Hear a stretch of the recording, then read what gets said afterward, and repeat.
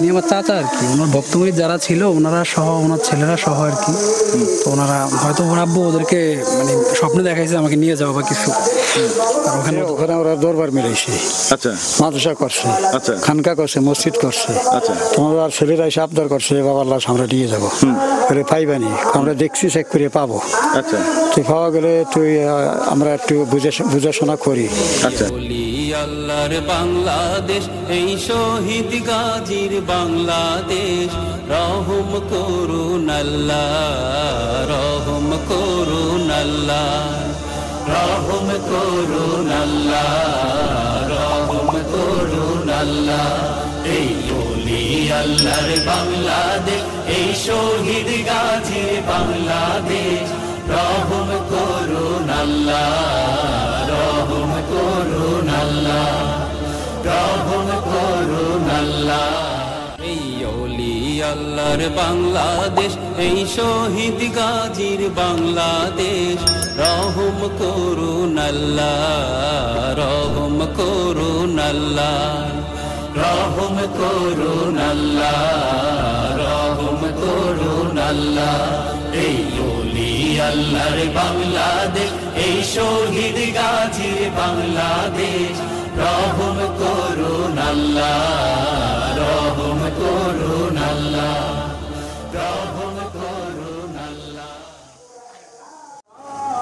আসসালামু আলাইকুম দর্শক, ধর্মীয় এবং দর্শক চ্যানেল থেকে আপনাদেরকে একটা ভিন্ন ধর্মী আমি ভিডিও উপহার দেবো। আসলে একজন আউলিয়ার শায়িত হওয়ার পরে ঠিক 17 বছর বা 18 বছর পরে ওনার লাশটা নিয়ে যাওয়া হয়েছে। নিয়ে যাওয়ার সময় যেমন যেভাবে ওনাকে রাখা হয়েছিল ঠিক ওই রকমই পাওয়া গেছে। আসলে কতটা সত্য মিথ্যা এবং কেন নিয়ে যাওয়া হয়েছে, এই মাজার কিন্তু এটা কিন্তু ওনার এখানে লাশ নাই, কিছুই নাই, তবে এইভাবে এটা আছে।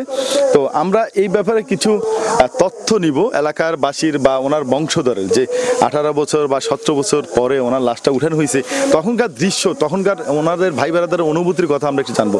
যে আমরা আমাদের সামনেই আছে ওনারই আপন ভাই আছে। আসসালামু আলাইকুম হুজুর। এই সেই হুজুর, ওনার পরিচয়টা আমি একটু পরে দিচ্ছি আপনাদেরকে। হুজুর সরাসরি আপনি বলবেন যে আমি যার মাজারের সামনে দাঁড়িয়ে আছে উনি আপনার কি হয়? আমার ভাই। আপনার ভাই, এই যে হুজুরের ভাই।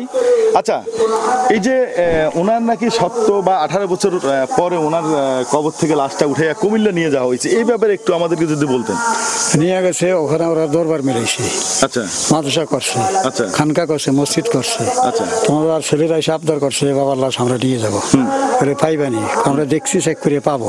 আচ্ছা তুই পাওয়া গেলে তুই আমরা একটু বুঝাশোনা করি। আচ্ছা কয় না কাকা আমরা নিয়ে যাবো সময় মতো। আচ্ছা আর নিয়ে গেছে, নিয়ে যাওয়ার পরে জানাজা দিছে, ওখানে আর মাটি দিছে, ওর মাজার ঘরে গম্বুজ হয়েছে। এটি হলো জগন্নাথপুর কুমিল্লা। আচ্ছা, মানে নেওয়ার সময় কি লাশ আগের মতোই ছিল? আগে ওরা তো বলছে আগের মতোই ছিল। আপনি কি তখন এখানে উপস্থিত ছিলেন না? আমি ছিলাম না তখন। মানে কি রাগে দুঃখে ছিলেন না নাকি মনে কষ্টে ছিলেন না? বলছি নিয়ে গেছে। আচ্ছা দর্শক, আসলে কিছু কথা আসলে হিডেন থাকাই ভালো। তো এখানে যে আচ্ছা, এখানে আরো কিছু লোকজন আছে, এদের থেকে আমি একটু জানি। আচ্ছা, এই যে এখান থেকে লাশ নিয়ে যাওয়া হয়েছে, যে এটা কি আসলে সত্য ঘটনা? জি জি ইনশাআল্লাহ সত্য ঘটনা। জি জি। আপনারা কি কেউ তখন উপস্থিত ছিলেন? কেউ ছিলেন না? মানে কেন ছিলেন না, মানে কি কারণে ছিলেন না? ও আচ্ছা, না বলছি আপনারা মানে কেউ করে। হ্যাঁ আচ্ছা, এই ভাইজান থেকে একটু কথা বলি। হ্যাঁ, উনি আমার চাচা আর কি, ওনার ভক্তমুরিদ যারা ছিল ওনারা সহ, ওনার ছেলেরা সহ আর কি। তো ওনারা হয়তো ওর আব্বু ওদেরকে মানে স্বপ্নে দেখাইছে আমাকে নিয়ে যাওয়া বা কিছু। আর ওখানে ওদের দরবারও আছে, মাজার শরীফ আছে, মসজিদ আছে, মাদ্রাসা আছে, হাফিজিয়া মাদ্রাসা আছে। তো ওনার ভক্তমুরিদরা সহ ওনারা নিয়ে গেছে আর কি, ওনার ছেলেরা সহ। অনেক বড় মাপের আউলিয়া ছিলেন নাকি? ওনার ভক্ত মুরিদও ছিল অনেক? উনি তো আশরাফিয়া তরিকার একজন পীর। উনি কোন জায়গার কোন তরিকার পীর ছিল বা কোথা থেকে খেলাফত পাইছে? আমার ভাই, আমার বাবার ছেলে এখান থেকে তো আসে। ও তো এমনিই পীর, এমনি পীর। অন্যদিকে ভারতের কাছে আছে দরবার শরীফের আনোয়ার আশরাফের খলিফা ছিল, মরিদ ছিল। আচ্ছা, মানে আসলে দর্শক, এরকম আমাদের জীবনে অনেক অনাকাঙ্ক্ষিত ঘটনা ঘটে। এটাকে আমি একটু কথা বলি, এটা সুখেরও হয়, এটা আবার দুঃখেরও হয়। হ্যাঁ, এটা বিভিন্নভাবে হইতে পারে, আপনি যেভাবে নেন। বাট এইটা একটা সত্য ঘটনা। তো আমি হুজুর আমি ভিডিওটা একটু শেষ করে আপনার সাথে আবার আমি কথা বলবো।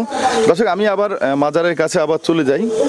আমি প্রথমেই বলছি যে মাজার আছে, বাট এখানে লাশ নাই, লাশটা নিয়ে নেওয়া হয়েছে। আসলে নিয়ে নেওয়া হওয়ার পিছনে ওনার ছেলেরাই নিচে স্বপ্নের মাধ্যমে দেখছে এবং তরতাজা লাশ নিয়ে গেছে। এই সেই মাজার। আমি যদিও আমার কাছে ব্যাপারটা মোটেও ভালো লাগেনি, কারণ এটা ওনার বাড়ি, এখানে ওনার বাপ একজন পীর ছিলেন, ওনার বাপের মাজার ওনার পাশেই। এটা ওনার জন্য অনেক বড় সৌভাগ্য হতো যে ওনার বাপের পাশে উনি আছেন। যাই হোক, পীরাউলিয়াদের ব্যাপার আর ওনার ফ্যামিলির ব্যাপার, সামাজিকতার ব্যাপার, আমি সেই সমালোচনার মধ্যে আর গেলাম না। দর্শক ভালো থাকেন, সুস্থ থাকেন, ইমানের সহিত থাকেন। যাওয়ার বেলায় আমার সেই কমন কথাটাই বারবার মনে করি যে আপনার ইমানের দায়িত্ব আপনার ইমানের হেফাজত কিন্তু আপনাকে করতে হবে। দর্শক, বাক স্বাধীনতা খর্ব করবেন না, বাক স্বাধীনতা মানি যা খুশি তা বলবেন না। আসলে আপনি যখন মনে করবেন আপনি যা মনে চাচ্ছে তাই বলতে আপনি পছন্দ করতেছেন, তখন মনে করবেন আপনি একজন অহংকারী হয়ে গেছেন, অন্যকে তুচ্ছ তাচ্ছিল্য করে কথা বলতেছেন। আর তুচ্ছ তাচ্ছিল্য করে কথা বলা আল্লাহ সরাসরি নাওলত নাজিল করে।